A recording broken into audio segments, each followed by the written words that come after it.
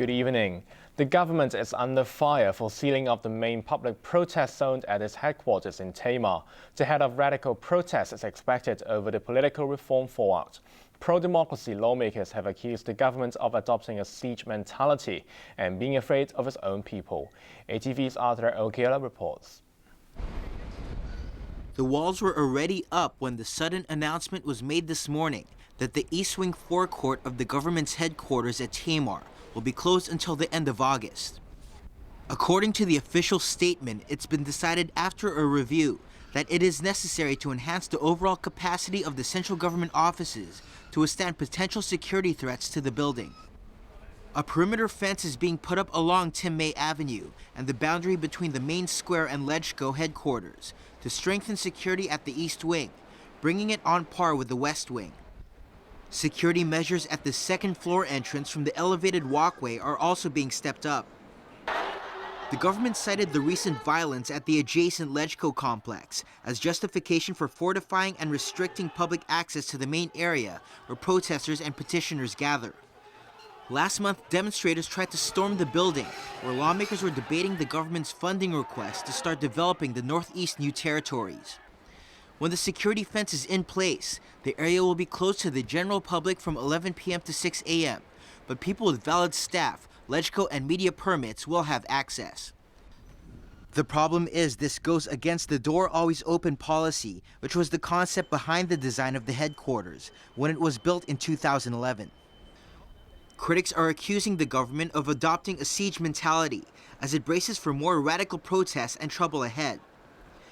The government has angered pro-democracy forces with its 2 reports on political reform submitted to Beijing, which critics say distorted the truth and ignored calls for genuine universal suffrage. There could be radical protests when the National People's Congress Standing Committee makes its own recommendations next month after studying the 2 reports. I think it's obvious that they just want to suppress the freedom of expression because they are worried about the anger of the people, especially after the coming political reform consultation. And so in order to avoid the people demonstrating at that area, they try to close it down. The square has been the main go-to area for rallies to the government compound and dubbed Civic Square following protests in 2012 against government plans to introduce national education. Democrat Emily Lau said it's ridiculous to think sealing off the entrance would prevent protesters from gathering, as it would instead drive them out into nearby streets and roads, which would then be blocked, causing bigger problems. The Civic Party's Dennis Kwok complained that the government was treating its own people like enemies. Other lawmakers are concerned the move will affect peaceful demonstrations, pointing out that small groups stage petitions at the entrance on an almost daily basis. It's only a weak government and government without confidence on themselves that they will try to push people away from them, not wanting to listen clearly about their voice against the government. I hope the administration would think deeply and review their policy. Otherwise, they will be a government away from people. The message is very bad. The administration today insisted it fully respects freedom of expression and the right of peaceful assembly.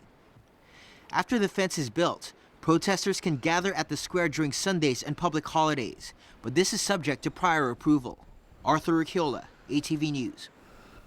A former top advisor to the government, Lau Siu-kai, has warned that Beijing is unlikely to acknowledge calls for ordinary voters to be allowed to select chief executive candidates. ATV's Emily Seal reports. Lau Siu-kai was out to promote his new book today on Hong Kong's path towards democracy. The launch at the book fair came just after an important step in the city's political reform process, the release of the government's report on the formal consultation exercise and Chief Executive Leung Chun-ying's own report to Beijing. Both have been submitted to the National People's Congress Standing Committee, which is expected to lay out legal principles on achieving universal suffrage for the 2017 chief executive election. When that happens next month or in October, the former Central Policy Unit chief said it's unlikely Beijing will entertain calls to let ordinary voters select chief executive candidates. The best it can do is to expand the representativeness of the nominating committee. But even so, I don't think it will really satisfy the aspirations and demands of the radical elements in the Democratic camp. Student activist groups have vowed to begin non-cooperative actions such as school boycotts and strikes as soon as Beijing rejects civil nomination, while the Occupy Central movement plans to launch a full-scale street blockade if Beijing rules out all chances of giving voters a genuine choice of candidates. Yesterday, former Chief Secretary Anson Chan and Democratic Party founder Martin Lee quoted British Deputy Prime Minister Nick Clegg as saying that the UK will honour its 1984 pledge to mobilise the international community if China breaches the one country, two systems principle for Hong Kong. Lau said it's not surprising for officials from the US and Britain to discuss the matter, but branded the move by Chan and Lee as useless. I don't think that these countries will really take on China on behalf of Hong Kong's democratic development. The best he can do is to provide some moral support for the Democrats or to apply some kind of pressure on Beijing. Another prominent Beijing loyalist, Maria Tam, rejected allegations that the government's reports twisted the truth by claiming that mainstream opinion in Hong Kong is against civil nomination. I think the report has truly reflected what information and views that they have gathered in the 5 months consultation period, and all the annexures are there for you to examine. So I think it truly reflects the view of Hong Kong people. The first number 3 typhoon warning signal of the year is in force tonight as a powerful storm threatens Hong Kong after leaving a trail of death and destruction in the Philippines. ATV's Alison Chan reports. People were taking no chances this morning after waking up to the number 1 signal, which was raised at 11:40 last night as Typhoon Raymond approached Hong Kong. The alert was upgraded to number 3 at 4:15 p.m. today as the storm moved further into the northern part of the South China Sea, coming within 600 kilometers of the SAR. On its current forecast track, Raymond is expected to come closest to Hong Kong at around noon tomorrow, before making landfall on the eastern tip of Hainan Island. The observatory warned of unsettled weather with windy conditions and heavy downpours over the next couple of days. For local weather, we expect it will deteriorate further and the wind will strengthen. According to the present forecast track, the chance of having higher signal tonight is not high. As Hong Kong prepares for the first major storm of the year, officials in southern China are taking steps to minimize damage and casualties. Earlier, the storm lashed the Philippines, where dozens of people were killed and hundreds of thousands lost their homes. Ahead of the approaching storm, China's southern island of Hainan has been pounded by torrential rains, while large waves lashed the coast. Some fishing boats were forced to sail to Hong Kong for shelter. Neighboring Guangdong ordered vessels to stop fishing near the Pearl River Delta. The Philippines, meanwhile, is counting the cost of Raymond, the first major storm to batter the country this year.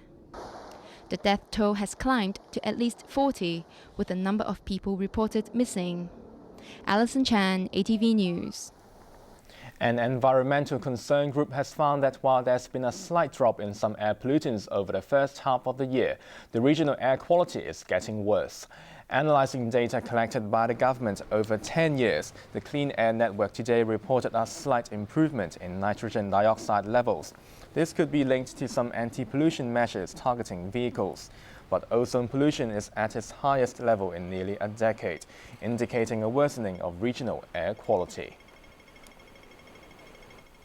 Lawmakers are calling for the MTRC's entire board of directors to be held accountable for the express rail link fiasco, instead of blaming only the CEO and projects director. They're also concerned that Jay Walder will get a big payout when he steps down next month. Here's Emily Siu. A day after the MTRC announced the early exit of its CEO, it looks like the embattled railway firm has not been able to appease its critics. Hello, everyone. Jay Walder will leave next month, a year before his contract expires, to shoulder responsibility for the 2-year delay in building the $67 billion express rail link to Guangzhou and Shenzhen.